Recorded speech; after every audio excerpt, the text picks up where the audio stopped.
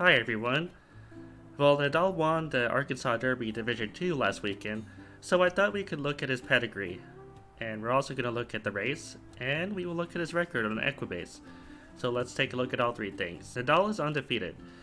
He won the Rebel Stakes, he won the San Vicente, he won the Arkansas Derby, and he broke his maiden. Initially, I thought he was kind of overrated because I don't know, the San Vicente Stakes didn't do it for me. He tried very hard to beat an average horse in Gino Billy, and I just didn't like it. In the Rebel Stakes, he actually ran very well.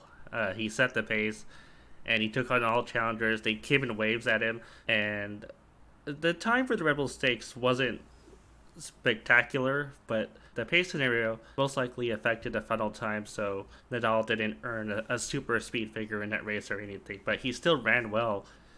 Considering he took all the heat on the lead. Even though I was impressed by his Rebel Stakes, I had this concern that maybe he was one dimensional, like Game on Dude or Bayern.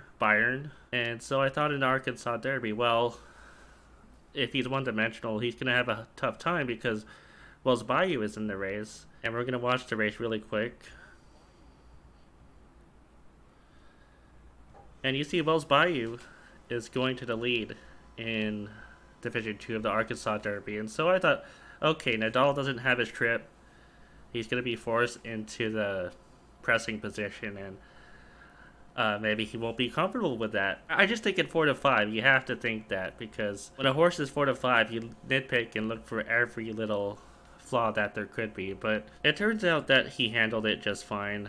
We're going to skip ahead a little bit. You see Nadal's already pulling ahead of Wells Bayou. And King Guillermo's coming up on the outside. And King Guillermo was trying pretty hard. I mean, right here, he had a shot. He was close enough to get by him, but he just didn't have it. Nadal kicked away again towards the end. Nadal ran an impressive race. What about his pedigree? Now, a lot of people blame a lot of his progeny haven't seemed like they wanted to go a longer distance, but let's take a quick look and we'll go by earnings because the horses that earn the most tend to tell the most about what the family is capable of. That's what I believe. I'm not familiar with Blame's Japanese horses, so I can't really analyze them. Okay, Marley's Freedom. Okay, Marley's Freedom is a miler. We know that much. Is there any horse on this list that would strike most people as a router that could handle a longer distance at ground, whether or not they've done it? I would say the cutoff point is 9 furlongs. Okay, I admit a lot of these horses are sprinters and milers, but if you go down here to Far From Over, he won at 9 furlongs. He won one of the Derby trail races, and I can't remember which one it was. It might have been the Wood Memorial. And Shotsky, he also won one of the Derby trail races, although he won it last year. He won the 9 furlong Remsen Stakes. Shotsky hasn't done too poorly this year. He competed in the Fountain of Youth, I believe, and he kind of finished in that cluster for second towards the end. Etia Indian ran off with that race, but I don't know. I think the distance was too short for Shotsky. I don't think he's a mile and 1/16 horse. I think Shotsky wants at least 9 furlongs or longer, and he didn't get to show it in Dubai. He was supposed to run in the UAE Derby, I think, which is a mile and 3/16 race. I think that's the kind of horse he is. I think he's a longer distance type of horse. So I'm going to use him as proof that Blame could sire a horse that wants a longer distance, even though he has only won up to 9 furlongs at this point. And we're going to look at Nadal's other side, and Ascending Angel, we're going to take a look at really quick. She had 12 races, but she wasn't really successful. She was 0 for 12, so nothing to look at there except for the fact that she's sired by Pulpit, and her dam is Solar Colony, who is sired by Pleasant Colony. So those are some immediate good signs already. Who did Solar Colony produce besides Ascending Angel that was also a successful racehorse? And one of the answers is Soul Search, and another answer is Solar Maximus. So maybe we can take a look at those two horses. Let's take a look at Solar Maximus, who is sired by Curlin. So I would expect this horse to be a long distance horse. And this horse was a claimer though, so I don't know if I want to use him as proof of anything, because with claimers, They just kind of run where they run, sometimes with no rhyme or reason. Let's look at the other horse. What was his name? Oh, her name, Soul Search, who was started by AP Indy. So I would expect this horse to have had some route victories because AP Indy is known as a route sire. And Soul Search was a dirt horse, it looks like. And she competed in dirt routes in 2006 and 2007. And let's see if she won any of them. No, she didn't, but look, she finished second in the Spinster Stakes. Typically, the Spinster Stakes is 9 furlongs. It just depends if it was 9 furlongs in 2006.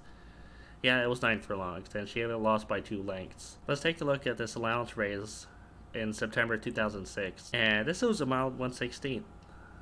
So she was a router, although that was just a mile 116th. Let's take a look at the personal instant, which I believe was 10 furlongs in 2006. It was 10 furlongs in 2006. And she finished third in that race, although she was no threat at all. And let's try to look at another one of her wins. Maybe this allowance race in May 2006 is a mile and 116th. Okay, well, she was a router. She was successful, but not too successful. She was kind of on the fringes of being a stakes horse. Alright, what else? I think we should go back a little bit and see who Solar Colony was related to in terms of siblings. So let's look at who Meteor Stage produced. And Meteor Stage, what's Meteor Stage's sire? Stage Door Johnny, who I believe was a Belmont Stakes winner. Maybe I could look that really quick. Well, let's type Meteor Stage here in damn full search on Equibase. And we can take a look at Stage Door Johnny really quick. Alright, Stage Door Johnny won over 200k.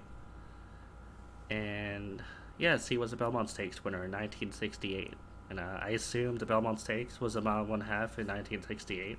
Alright, let's look at who Meteor Stage produced. Well, I think one of the successful horses on that list was Colonial Play or Cherokee Assembly. Let's look at Colonial Play.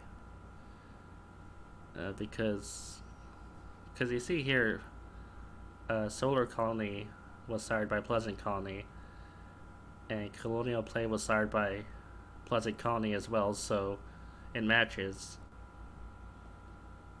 And you can see here, these all sound like turf races. New York Handicap, Sheep's Head Bay Handicap, Black Helen Handicap, Orchid Handicap, which might be a marathon. Let's take a quick look at it. Yeah, this was a marathon. In March 1998, Colonial Play won a grade 2 mile 1/2 race on the turf, so she was capable of going long. I don't think I need to research her anymore. She won at a mile 1/2. That's all I need to know. Now, if we go down here, well, there's Meteor Colony, but I don't think Meteor Colony was successful. No, she wasn't. But Pleasant Stage was successful. She won over 800k, so we are going to take a look at her. I had her up just a second ago. She only has 2 wins, but she won over 800k, 844k.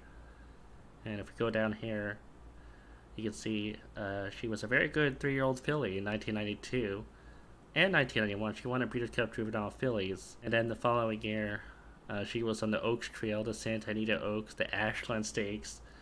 And then she finished second in the Kentucky Oaks, which was 9 furlongs even back then. Although it wasn't a big field back then. I looked at this chart earlier. 1, 2, 3, 4, 5, 6 horses in that race. And Pleasant Stage only lost by half a length. But yeah, it was 9 furlongs, so the distance hadn't changed. And she also finished second in the Acorn Stakes, although I believe that was a 1-mile race, just like it is right now. I feel like in some years the Acorn was a different distance. In 1992, it was 1 mile. And she lost by 2 legs. She ran a good race. In the Coaching Club American Oaks in 1992, it might have been a mile and 1/2. It might have been a mile and 1/4, or a mile and a quarter. Let's zoom in. Yeah, it was a mile and a quarter at Belmont Park. And she ran okay in that race as well. She rallied and hung. She was third and only lost by 2.5 lengths. So she ran fine. I don't think it was the distance that made her lose. I think she just ran against good competition.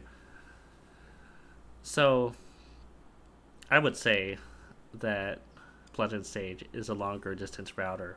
She doesn't have a big win at a longer distance, but I don't think it was a distance. I just think that she ran into some good fillies and she wasn't able to beat them. But she has a runner up in the Kentucky Oaks and a runner up in the Acorn Stakes and a third place finish in the Coaching Club American Oaks. So I think Pleasant Sage was the kind of horse that could go long. And she didn't race that much. She only had, 10 starts, but she's evidence that Nadal has some distance blood in his family. We could also look at these other pleasant colonies, Sandpiper Bay, but I don't think Sandpiper Bay was successful, so no. Stage Colony. Let's look at Stage Colony. Alright, she won 327K, and she competed in 1992, 1991, and these all look like turf routes. The C.O. Aaron Handicap, the Early Times Turf Classic, the Elkhorn Stakes, the Saratoga Budweiser Breeders' Cup Handicap. Let's just take a look at one of the races. We're going to take a look. Well, we'll take a look at both of these races. This one was 1991, December 1991 at Hialeah Park. I'm probably pronouncing it wrong because that racetrack doesn't run thoroughbred races anymore. And Sage Gully won this race, the Royal Palm Handicap, by 2 lengths. It was only a mile and 1/16th though. Let's take a look at that other race, the Lounge race. It's November 24 at Churchill Downs, 1991. Alright, this was a mile and 1/8, and Stage Cody won by 3 lengths, so it's a pretty good win. It's always good to see the horse win by like a clear margin because it really proves the horse wants to go the distance. Does this horse have wins longer than a mile and 1/8? Let's take a look. Aqueduct or Belmont, May 1991, a handicap. No, this is a mile and 1/16th. Fort Marcy handicap, 1991 at Aqueduct, a mile and 1/16th. So Stage Colony was a router, but I don't know if he won past 9 furlongs. You can tell these are all route races. So I would say it's another positive in Nadal's pedigree. There are at least 3 horses here that are longer routers. 3 horses that are sons or daughters of Meteor Stage. So I know that's 2 generations back. I was looking at siblings of Solar Colony, but still, it counts. It's all part of the pedigree. It's all part of Nadal's pedigree. And you might have noticed I had the 2010 Breeders' Cup Classic up here. Blame won the 2010 Breeders' Cup Classic, even though most of his progeny are sprinters and milers. Now, when Blame was a racehorse, I never really thought he had any distance limitations. I just thought he was a longer distance router. If anything, the horse that had distance limitations in this race was Haynesfield, who won the 2010 Breeders' Cup. No, not the Breeders' Cup. Haynesfield won the 2010 Jockey Club Gold Cup, defeating Blame in second, but he had a perfect trip that day. He had an uncontested lead. And so when Blame actually got the right pace for his closing kick, you can see here, he's right in the middle. And then he kicked in and showed what he's capable of. I don't remember if he had other 10 furlong wins besides this, but I mean, the Breeders' Cup Classic, that's all you need. He beat a legendary racehorse in Zenyatta that day, and I couldn't have been happier. So, besides the fact that Blame has sired horses like Shotsky, who was that other horse? Far From Over. The Blame won a huge 10 furlong race himself, so I don't think there's any problem with Blame siring a Kentucky Derby horse or a mile and 1/4 horse. It's just that most of his horses have probably competed at 9 furlongs or less, so there probably haven't been many opportunities to put one in his resume as a sire. What horse sired by Blame has won at 10 furlongs? Maybe one of those Japanese horses, who knows? But I don't think there's any issue with him siring a Kentucky Derby winner if you pair him up with the right dam. And clearly, the Setting Angel has some stamina in her. We looked at we looked at siblings of Solar Colony, and we found at least 3 different horses with meter stage as a dam that wanted to go 9 furlongs or longer. And besides that, you can see that Solar Colony was paired with Pulpit. You can see there's AP Indy in the pedigree. There's Pleasant Colony in the pedigree. AP Indy was a Belmont Stakes winner in 1992. Pleasant Colony. I don't know if Pleasant Colony was a Belmont Stakes winner. Let's take a look really quick. Belmont Stakes, third. But he did win the Kentucky Derby. He did win the Preakness in 1981. And he was also second in the Travers Stakes. And he won the Woodward Stakes. So that's very good. That's a longer distance router. At least up to 10 furlongs. And we went over the fact that Stage Door Johnny won the 1968 Belmont Stakes.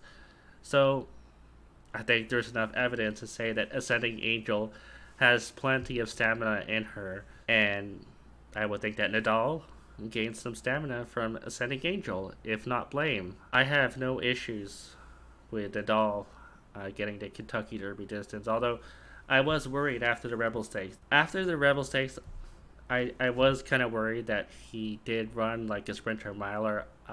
In my head, I was thinking, okay, this horse wants to expend all of his energy in the opening half. And how is he going to do that at a 1.25 or a 1.5 miles? Look over here. Nadal led all the way in this race, and he set fractions of 22, 46, 111. It was a very gooey track. It was a sloppy track, and those were fast fractions for that day, I'll tell you that. And he had to deal with a horse hell-bent on pressuring him in American Theorem. And then he had to deal with No Parole, who knew nothing about pressing the pace either. He wanted to set the pace as well. And then there was 3 Technique, and there was Silver Prospector on the far turn, and he put those 2 horses away.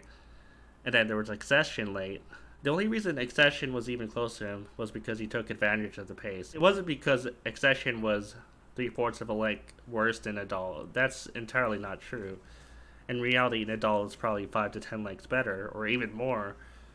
So I had my worries, but he proved them wrong. In the Arkansas Derby, he adjusted to the scenario, and he relaxed beautifully. He wasn't fighting against the rider. He just accepted his position as the presser and not the pace setter. And it was just too much for Wells Bayou. Wells Bayou quit on the far turn, and he had plenty left. Some speed horses don't have any late kick. That's another concern about stalking the pace rather than setting the pace, because some speed horses need to separate on the far turn. They need to separate on the far turn and just hold on in the stretch run, but not Nadal. He had some late run here. You can see him drawing away from King Guillermo. Like I said, I have no issues with Nadal and a 1.25 miles. I think he could get it. Anyways, that's my video for today, and I'll see you guys next time.